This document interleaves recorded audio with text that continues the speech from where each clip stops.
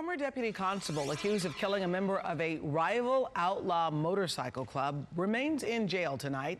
Aaron Grant is charged with murder, and court records suggest both he and the victim belong to rival clubs.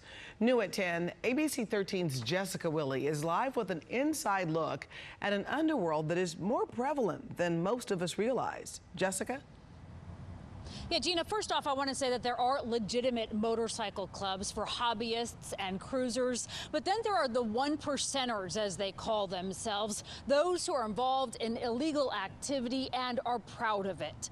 Aaron Grant's attorney says just because he might be a member of a motorcycle club does not make him a criminal, but investigators believe it has a lot to do with motive.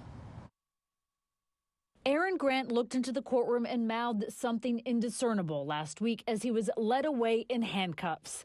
The 36-year-old is charged with murder, accused of killing 32-year-old Jesse Metzger, both believed to be in rival outlaw motorcycle gangs. Are these groups dangerous? Yeah, they're absolutely dangerous. According to court records, Grant, a former Harris County Precinct 4 deputy constable, is also a known and acknowledged member of the Beast Motorcycle Club, also known as Brothers East.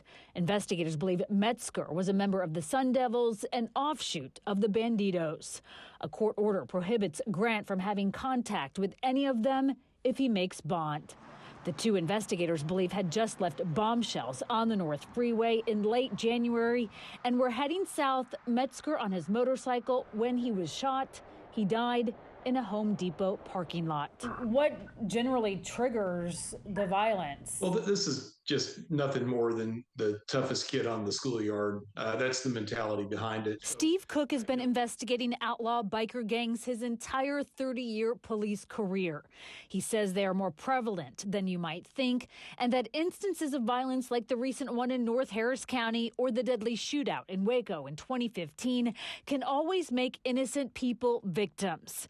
He says they are not usually targets. For a lot of people, it's, well, I don't ride a motorcycle. I don't go to Sturgis. I don't do these things, so this doesn't impact me. But in reality, they're shooting each other all over the place, in bars, restaurants. Tonight, Grant's attorney said he looks forward to vigorously defending him and that, quote, the fact that he may have belonged to a motorcycle club does not make him a criminal.